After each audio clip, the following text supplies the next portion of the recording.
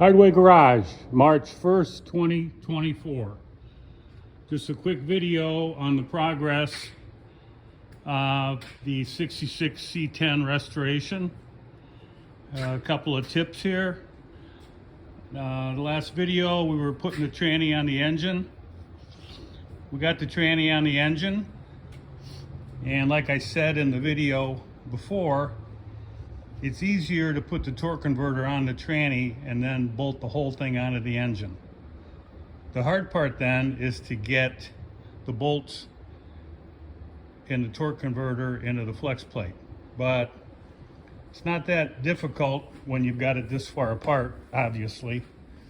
I found that it's pretty accessible. Let me get a flashlight here.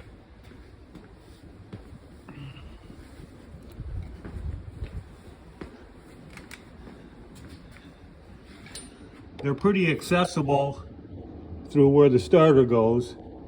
There's one bolt in there you can see now. I've got all three in there loosely, and I'm going to torque those to the specified 46 foot-pounds and put a little blue Loctite on them as recommended.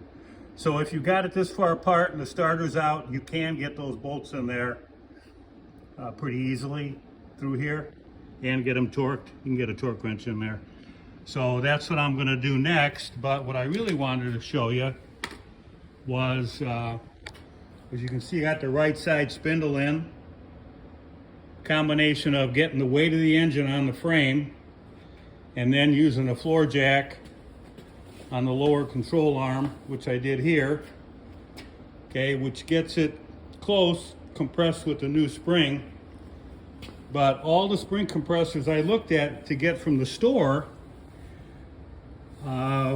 I didn't really like them. I tried two different models, and the hole in the bottom of this control arm is pretty small.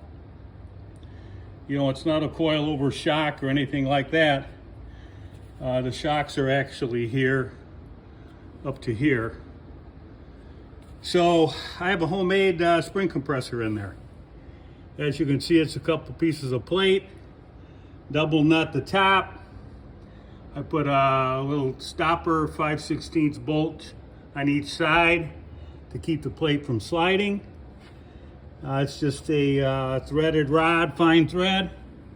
And on the bottom, I use a piece of square, and this works pretty darn well. I'm not sure I would try to do it with just that, but once you get the weight of the engine on the frame, get a floor jack on this lower control arm, raise it up as far as you can that way, and then as you can see, my wheels are off the ground there on my frame support, which means now you crank the spring compressor the rest of the way, and as you can see, I have these nuts started on the new ball joints on this spindle. And the torque on this is the bottom one is 90 and the top one is 50. And then you just tighten a little bit further to get the cotter pin hole lined up. So that's the story. Pretty easy to do, pretty nice setup there. As I said, I went to the store. Maybe you'll find one that works better. But I had a hard time getting it up through this hole down here in the bottom. And then I was concerned that once I got the whole thing done, I wouldn't get the spring compressor out of that small hole at the bottom, because it's not a real big hole to be getting parts down through. So that's the story. That's all for today. Thanks for watching Hardway Garage.